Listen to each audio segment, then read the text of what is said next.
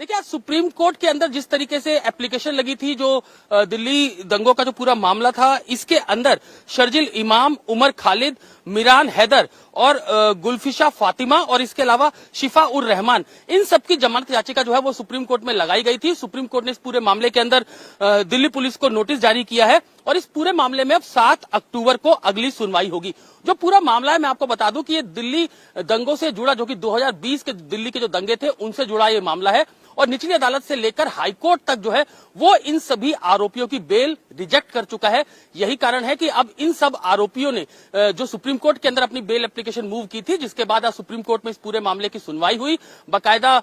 जो कई नामी गिरामी वकील जो है वो इसके अंदर शामिल थे, जो बेल एप्लीकेशन के लिए खड़े हुए हैं इन आरोपियों की तरफ से, जिनमें कपिल सिब्बल का नाम सबसे अहम है और इसके अलावा अभिषेक मनु सिंघवी, वो भी इन आरोपियों की तरफ से सुप्रीम कोर्ट में आज लॉयर के रूप में खड़े हुए थे। तो अभी जो शर्जिल इमाम, उमर खालिद, मिरान हैदर, गुलफिशा फातिमा और इसके अलावा शिफा उर रहमान जो हैं, हाईकोर्ट ने जब इनकी बेल रिजेक्ट की थी तो उस समय हाईकोर्ट ने भी ये बात कही थी कि जमानत जब खारिज की थी तो ये हाईकोर्ट ने कहा था कि प्रदर्शन के नाम पर साजिश रचकर हिंसा फैलाना एक्सेप्ट नहीं है, ये दिल्ली हाईकोर्ट ने कहा था। और हाईकोर्ट ने यह भी कहा था कि शांतिपूर्ण प्रदर्शन करने का अधिकार संविधान द्वारा आर्टिकल 19(1)(a) में सुरक्षित है, लेकिन यह अधिकार पूर्णतः स्वतंत्र नहीं है और यथोचित प्रतिबंधों के अधीन है। अगर यह अधिकार असीमित रूप से दिया गया तो यह देश की कानून व्यवस्था पर बुरा असर डाल सकता है, यह दिल्ली हाईकोर्ट ने कहा था। और जब दिल्ली हाईकोर्ट ने बेल एप्लीकेशन इन सभी आरोपियों की रिजेक्ट की थी